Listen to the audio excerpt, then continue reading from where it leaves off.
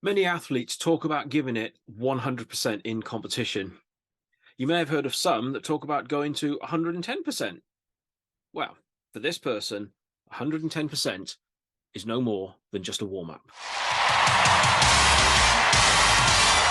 Better get ready. It's two scoops time. I just got to pull it up to 260%, 500%. That's 900%. That's 1,500%. You gotta have given me over 3,000% on that effort. That was 4,000. Thanks, Wesley. Okay, so some people possess that rare ability to transcend the sport that they are in. Case in point, Formula One, we're talking Lewis Hamilton. Athletics, Usain Bolt. Boxing, Muhammad Ali. When it comes to gladiators, there's only one, and you're looking at him right now. Wesley Two Scoops Berry, how are you doing, good sir? Man, from America to London, England, or where are you in London? Somewhere over in England. Where are you? I'm in Wales, actually, in South Wales. You're in Wales. Yeah. So yeah. so if I was in a boat, would I be able to watch the whales? You might be able to. I'm right by. Have you heard of the Severn Bridge in Wales? It links England Yes. to Wales. I'm almost walking distance from that right now. I'm in a little town called Chepstow. Okay. Yeah. I like that. Yeah. Pop that into Google. I'll send you a link later, and then you can check it out. It's a historical town that always sleeps. They always sleep. Yeah, always. So, yeah, I cannot thank you enough for taking the time to do this. I mean, this is special. This really is. So, because am I right that this is 30 years now from when you won the American Gladiators, wasn't it? Was that 1993? Yeah, 93. Yeah. Yes. Yeah. Yes, sir. Yeah. So basically, the idea of this is we're going to talk about your time on the American Gladiators, coming over to the UK for the internationals when you beat all our champions as well, and just you showed us who's boss. Yeah, nobody stands a chance. Nobody stands a chance, man. There was a little bit of hope there, a little bit of hope, and then you just took it away. So anyway, yeah, we're going to be covering that. And then also we've got some fan questions for you, because actually Gladiators has just started up in the UK. And today we are recording this so that everyone knows. That's better. Yep, you're full screen now. Love it. What? Full screen. Let me see if I can get you full screen. See if I can get you full screen. Can you see me? I think I got you full screen. Excellent. Yeah, I got you full screen. Yeah, I've eaten quite a bit of food today, so I'm full screen. So I've got some fan questions for you, because today was the first day. We're filming this on the 1st of June, so that everyone knows. And up in Sheffield, the UK Gladiators has just restarted. I messaged a couple of fans. They've put their heads together. They've got some questions for you. And then we're just going to skip right through to what you've been up to today, and just finding out how much people still talk about it. And, well, you've been doing a lot of media lately, so we'll cover all that later. So okay.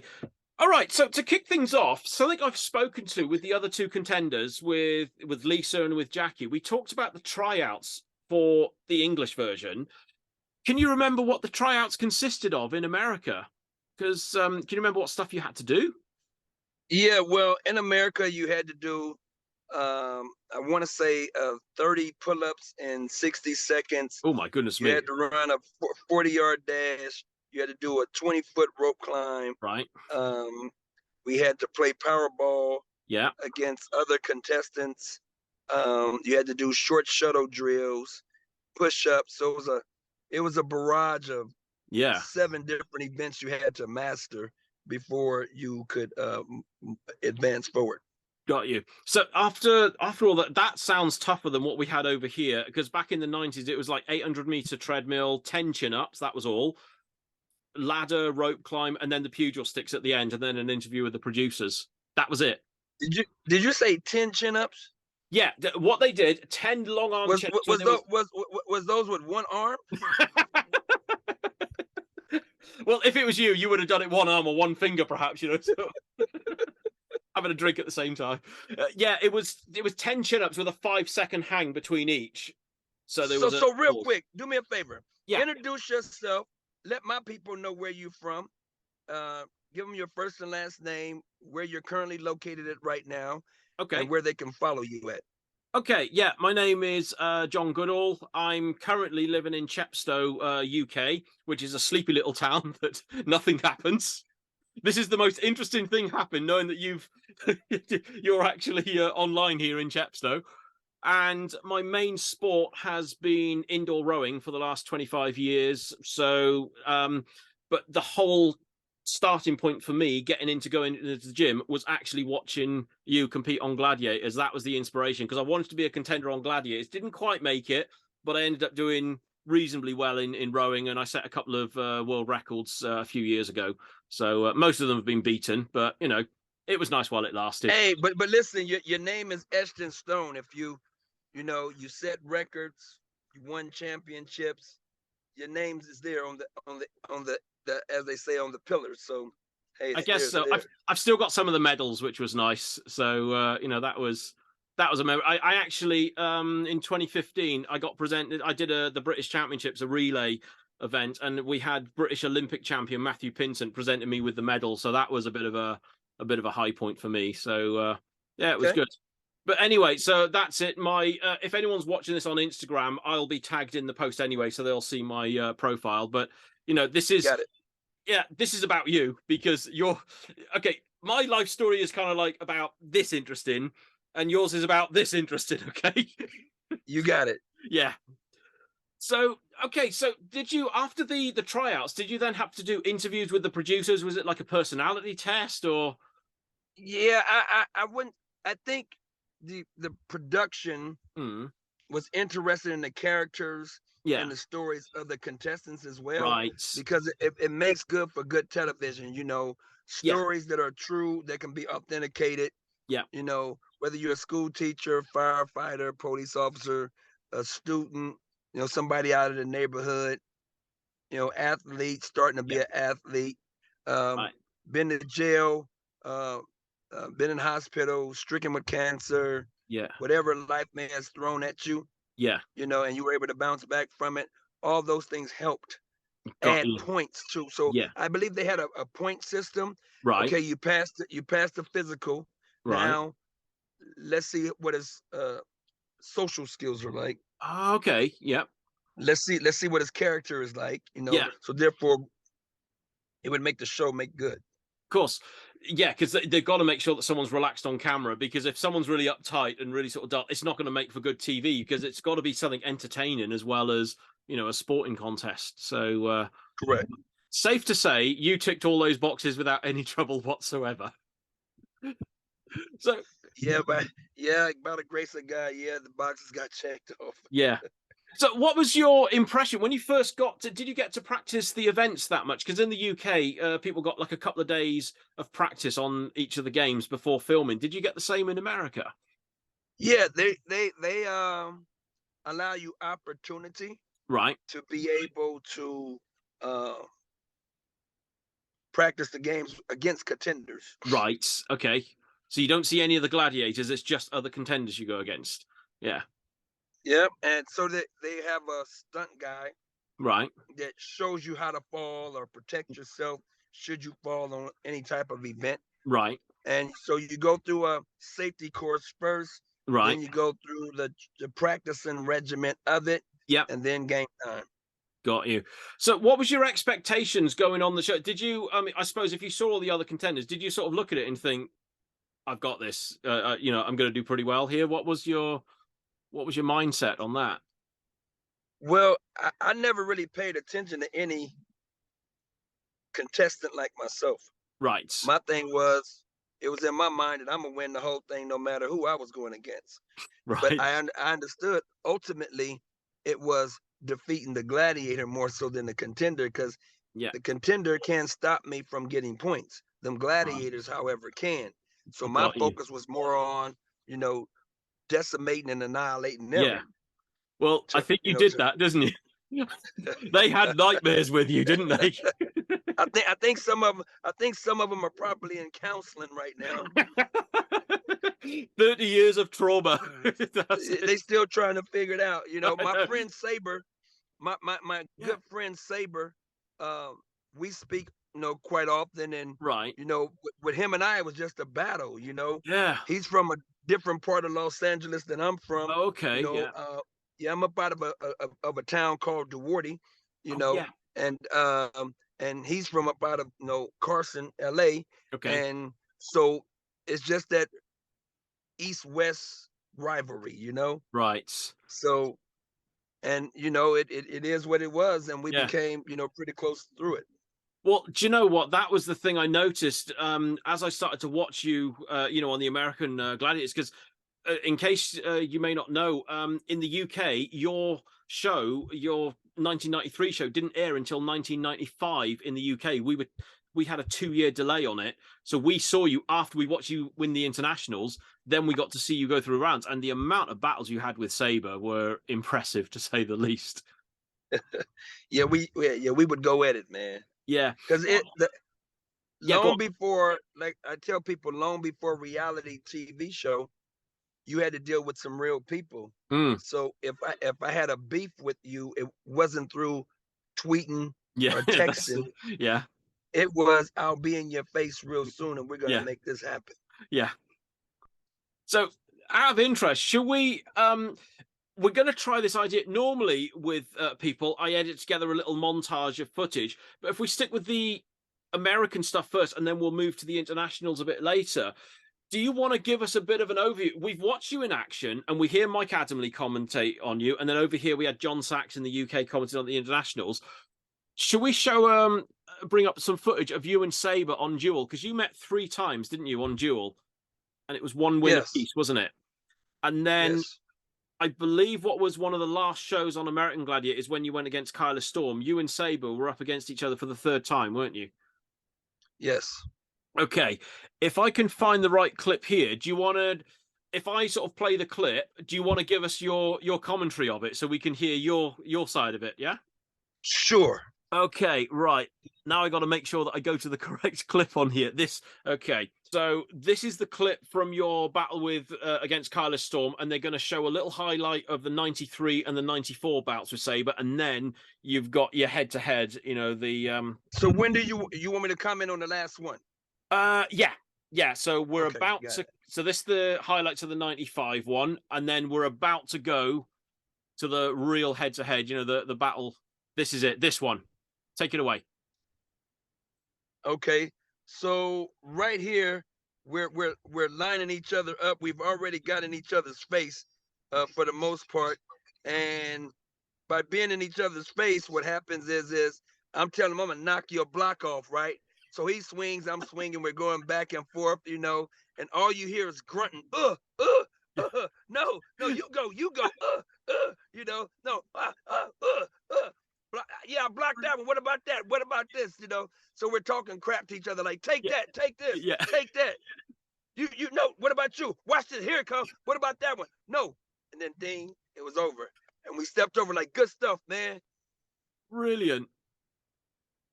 Absolutely amazing. Hold on, let me come off this. Okay, the sound's just got, can we just check? Are you there? Is the sound working? Oh, it's gone muted. Something's happened. Can you hear me? Nope. Oh dear. What's happened here? Has it gone on? I haven't. All right, there you go. Oh, we're back in the room. Excellent. So I think the sound worked right the way to the end of the clip. Because what I noticed, you at one point you had him where he was like keeled over. You so nearly had him, and he just couldn't quite get the shot. Because, I mean, am I right? When you get hit in the head, you do not know where you are. I mean, it's a bit disorientating, isn't it? Yeah, he was trying to chop my head off is what he was attempting to do. And the chopping of the head didn't go quite as planned. Right. And then you decided you were going to do a bit of wood chopping as well. Show him some of your wood chopping skills. So there was nothing between you at all, was there?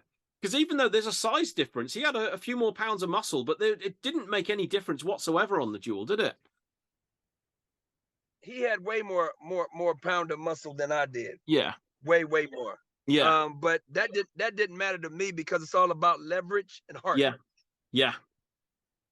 I'll tell you, you got plenty of both, haven't you? Do you know what? And I have to say, this is what I found fascinating going through the American ones. there were occasions where you were sometimes like 15, 20 points down against Contender, and then suddenly you'd find it, and then suddenly you're suddenly back on terms with them.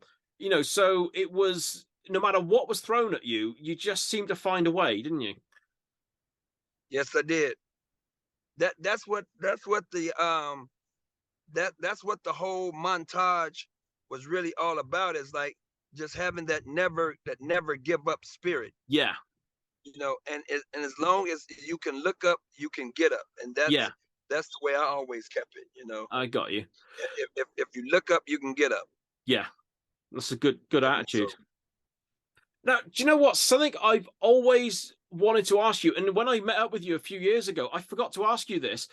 In the Grand Championship, both you and Troy Jackson, you both got injured, didn't you? Troy had his knee issue, and then wasn't it on swing shot? You basically landed, you crashed onto your shoulder instead of your foot. You hit the floor, didn't you? Was that how the injury happens? Because it was your shoulder. Well, yeah, I knocked my shoulder out when I came down off of the bungee cord, so it knocked my shoulder out of joint. Right. But what was so funny is I go to the back and I banged it up against the wall to knock it back in place so I could continue. You dislocated your shoulder. I dislocated my shoulder, and then there was a wall. So I lined it up just right, and I banged it up against it and knocked it back in place, and I was able to continue. Do you know what? That's why you saw the tape on it.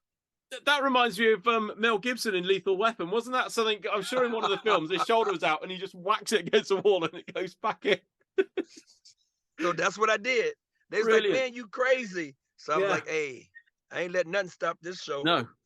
No, you couldn't. Now, out of interest, in that final, I always remember the Hang Tough event because it looked like your shoulder was still playing up a bit at the time. Yeah, it was still rough, man. I could feel it like it was finna pull apart from itself. Yeah. So, you know, I mean, I held on for dear life, and you know the best that I could. That clip of you, I mean, it's up to you. We can play it if you want because you're against Lather, and the bit he slips. And literally, you're just hanging on there. We can hear you grimacing and everything. And honestly, we were almost in tears watching it because we knew how painful that was. One of the most painful experiences that I ever had. But you know what? I was refusing to let go. Yeah, and it worked in my favor. I mean, you know, like I said, I just banged it, knocked it out of socket. Right. And then nobody saw me put it back in place. Right. But then they taped it up. Yeah. And then by taping it up, then next thing you know, they talking about Hang Tough. I'm like, what? No. Pick another event. I was just thinking that, yeah. So that's how it happened. And then it's like, oh man, you know, so but nevertheless, I was able to pull it off, man. So, and you got the 5 as well, so you extended your lead, didn't you? You went further in front, yeah. And then that eliminator, I've got to be honest, I mean, I was worried about how your shoulder was going to be in the first half of the course, you know, especially with the handbike and everything. But then, was that mind over matter? Because you set the record again. It was still painful, but like I said, one thing about it, again, I told you, it goes back to your mental diet. Yeah. If you tell yourself, come hell or high water, this is going to happen. Yeah. Then you make things happen. So true. That's it. Yeah. You know. Now you got about 20 minutes left. Okay. Yeah. Oh, we got 20 minutes left of this, yeah? Yeah. Okay. All right. We'll keep things moving. So I'll tell you what we'll do. So you won the Grand Championship, then you came over to the UK. Now this ties in with some of the fan questions. And I'll tell you what, I'll show you some of the guys in the UK, just so you can get a visual of what they look like. There, these are the ones in question. They have put their heads together. I asked them today, this is what the arena looks like. And they collectively have asked the following questions. And I promised I would get these in, okay? Go for it. All right. So we've got, who did you take on your round the world trip? This is to do with the prize for winning the internationals. Yeah, because they said a trip for 2 around the world. What happened with that afterwards? I didn't take nobody. I cashed the airline ticket in for the money. Good. Spend it on what you want. You can buy your own tickets. Yeah. When you get the money. Excellent. So nobody. Excellent. Okay, another one. They said, are you still in touch with any of the other contenders? Well, I did get a chance to talk to Phil Norman. He Oh, well, was yeah. doing some MMA stuff. Right, got you. Yeah, so I called him to wish him, good terms on his Yeah. MMA. Oh, excellent. And Yeah. he said thank you and things of that nature. But Yeah. I think after his second fight, he was Yeah. done. Got you. Okay, another one. Everyone wants to know: can you still jump over a car? Absolutely. Yeah. I get. Yep. Absolutely. I can still jump over a car. Do you know what? Didn't I see some footage a few years ago? You bought a car, and at the dealership, there was a video of you jumping over the car after you bought it. I did see that. Do you have that clip? I haven't got that clip, but I have got the one of you at the internationals when you jumped over in the UK. Well, let's speak about that then. There you go. Let's go for it. So, okay. So I would tell the kids long before Michael Jordan. Yep. Even greater before Kobe Bryant. Never ever have you ever heard of a superhero named Two Scoops that could jump over a car in front of 20,000 people in the UK. Roll the clip. And we're off. So give us your thoughts. Well, they got the cheerleaders lined up. The stadium is clear with 20,000 spectators in Birmingham. I approached the car and walked over it like it wasn't even there. Absolutely love it. And we got to Here have it in comes slow the motion. replay. Wait for it. There it goes right there. Do you know what? With that height that you cleared, they could have stacked another car on top and you would have still cleared it. Well, let me share this with you, and you'll be able to find it on YouTube.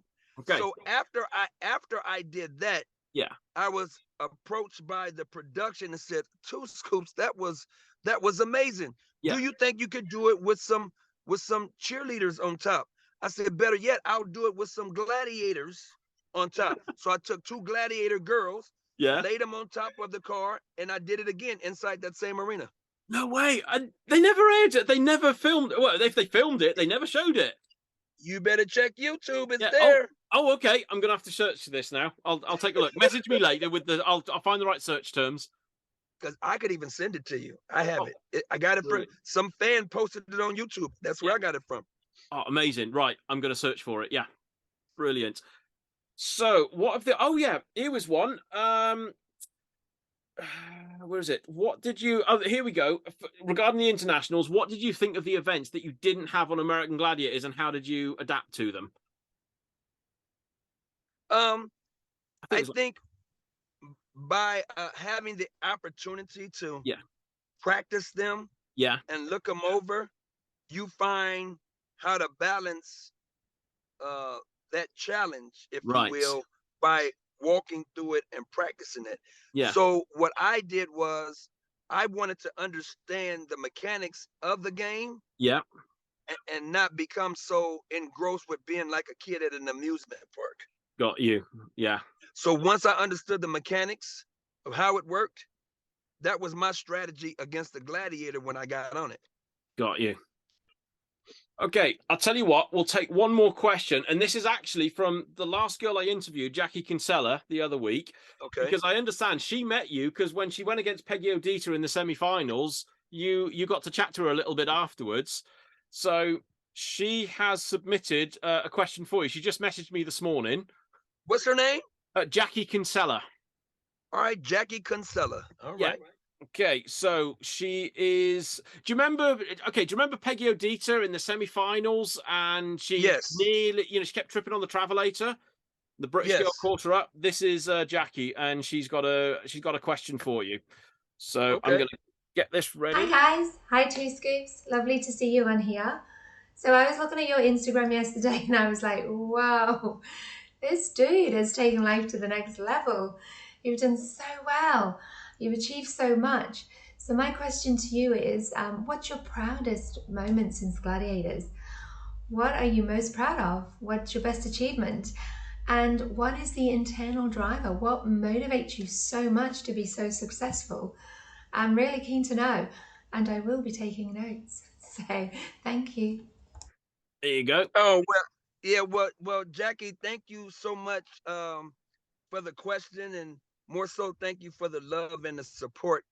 I think one of the greatest moments for me is being able to connect with the fans in the arena to be able to help them see themselves through my achievement of defeating the Gladiators. Once again, I believe that I'm the champion for the people against the Gladiators, you know? Yeah. And so that was my number one achievement, engaging, if you will, with the fans long before social media. And then her second part of the question was what? It was what are you most proud of now? You know, in sort of modern times. You know, since Gladiators. Oh, I think we've frozen up for seconds. Okay, how you doing? Can you hear me? There you go. Brilliant. Yeah, it ran hot, so I had to go outside. No okay, problem at all. That's okay. Do you know what? This happened with another interview. We had to split it into 3 parts because his signal kept dropping out. So it's fine. It's absolutely fine. So back to her question. Her name is Jackie, of course. Jackie, yes. Yes. So Jackie, as I was saying that, you know, besides meeting people such as yourself, I think one of the greatest achievements is still being able to engage people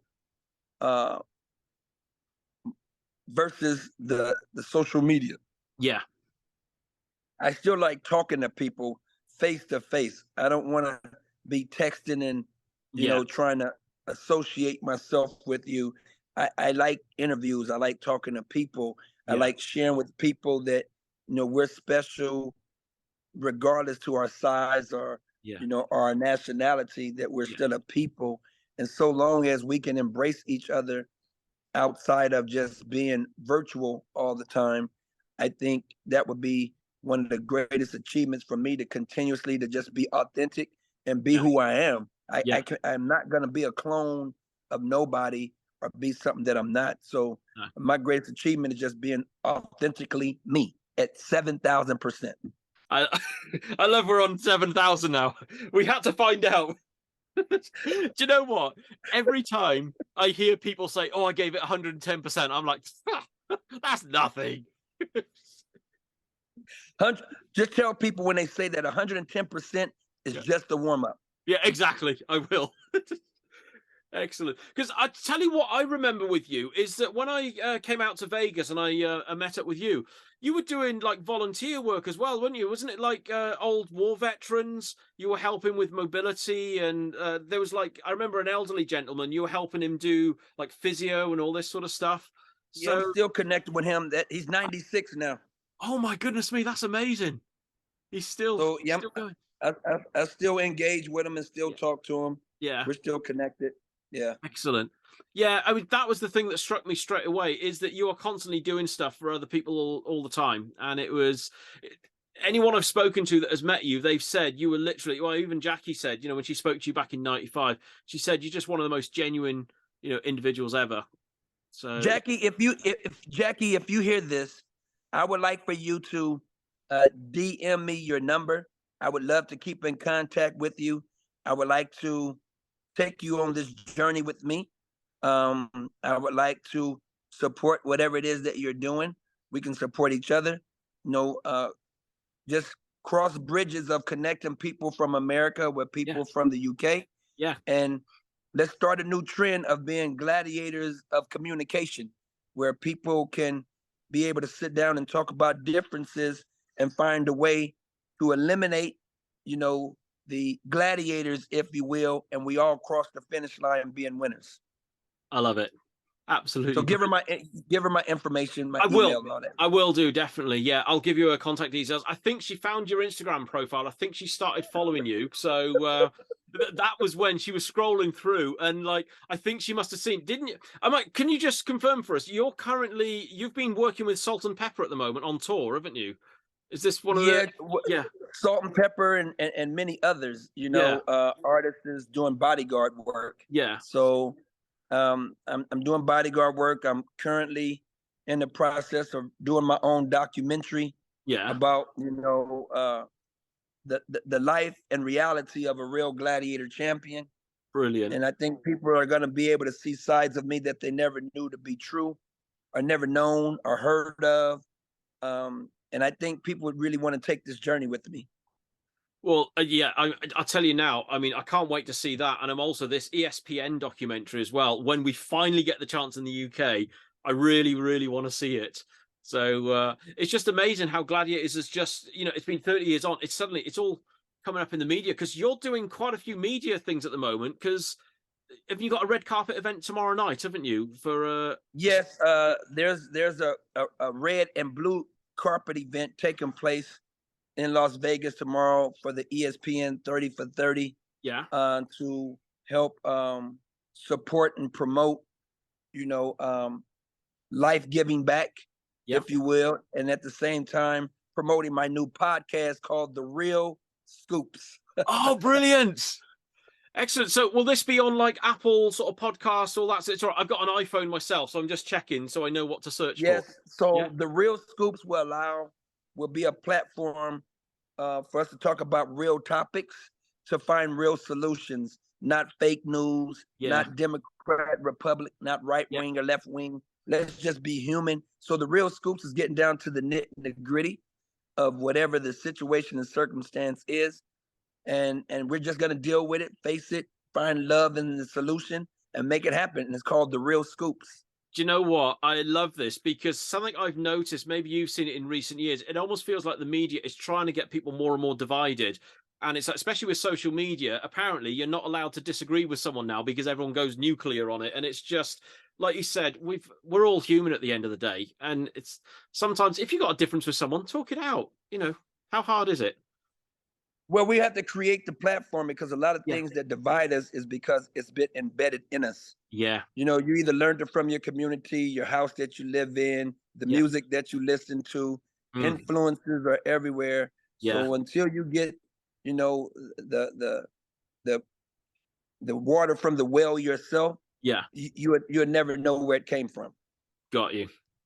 Do you know what? Just hearing all this now is absolutely fascinating. I just want to check. So you've got your own podcast coming up. Do you know how far off that is from being launched, or? I'm about 2 weeks out. In 2 weeks, the real Scoops will be launched. I'll make sure that you have the link, and it'll be just like this. It's gonna be. Listen, we're gonna make sure that you're on and Jackie's on. Oh, really? Oh, wow. I'll have two of them. One will be during your time when it's not nighttime. It's night here, but we're engaging. So people can tune in, and I want to get as many people on at a time, engaging, asking questions. Let's format this thing. Fantastic. Honestly, this will be amazing. So, do you know what? Because I know you're short on time at the moment. I just want to say thank you so much for doing this. I mean, they say you should never meet your heroes. I mean, I hope I don't sound too starstruck, but literally you were a huge part of me going to the gym. And I got to be honest, I never thought I was going to get a sporting career like I did. And you played a pivotal part on this. So talking to you now is... Well, maybe you should post a picture that you and I and your lad took when you came out, to Las Vegas. Yeah. And we were in the rowing room. And that's in right. The Pilates room doing a little bit of rowing. I want to say this before I go. Okay. Let me pull into the screen. Okay. I am willing to challenge the contender who wins the UK Gladiator, and I will even give them a 3-second head start at the age of 57. I will slap them up, flip them, roll them down. I'm coming in blazing at 15,000%. So if they ain't ready, either put up or shut up. So again, you tell the UK Gladiators, whoever that winner may be, I'm coming for their title. Do they want to put their title on the line against the 2-time international gladiator champion? Ask them that question. I will do. Absolutely love it. Do you know what? I'm actually going up to Gladiators next week. So I will. I'm going to see if I can have a word with a couple of producers. Sorry, are you okay? Listen, producers. I know that you men are full of wisdom, but I think the only parallel of doing this is going back to the grassroots that united us when you guys had the International Gladiators that's put together by Nigel Lithgow. Very well-respectable man and a good human being. I believe that if you guys really want to bring a big bang back to Gladiators, I would say, why not somehow figure out a way to connect me to come over and to be a part of what you guys are building, not as a superhero, but just as a human being and the best that ever done it. Yeah. Contenders ready. Gladiators ready. Love it. Oh, Wesley, I cannot thank you enough for this. I mean, for you to take time out of your day. I mean, good. You're in the middle of touring at the moment. You got red carpet events tomorrow, and you're chatting to a guy in Chepstow on his computer.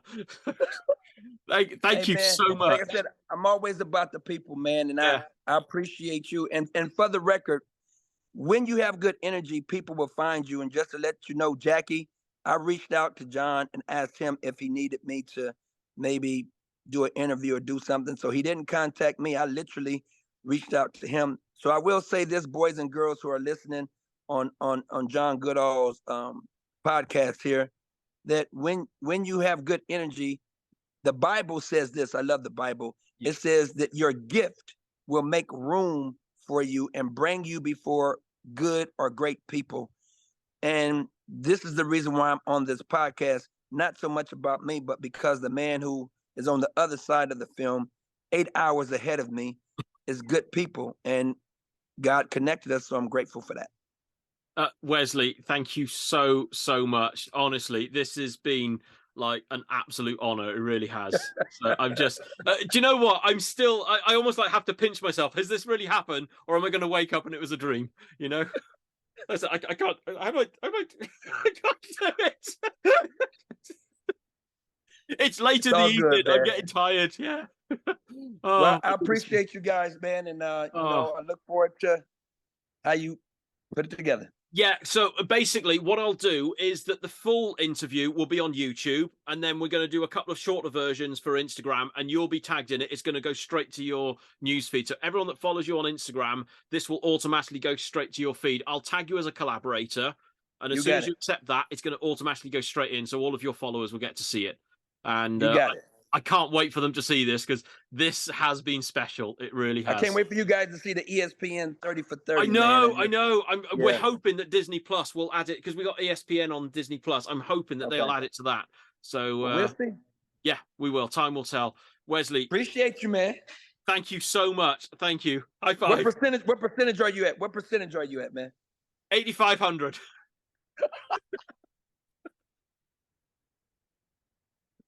And I think you're going to go to 10,000 now. I know it.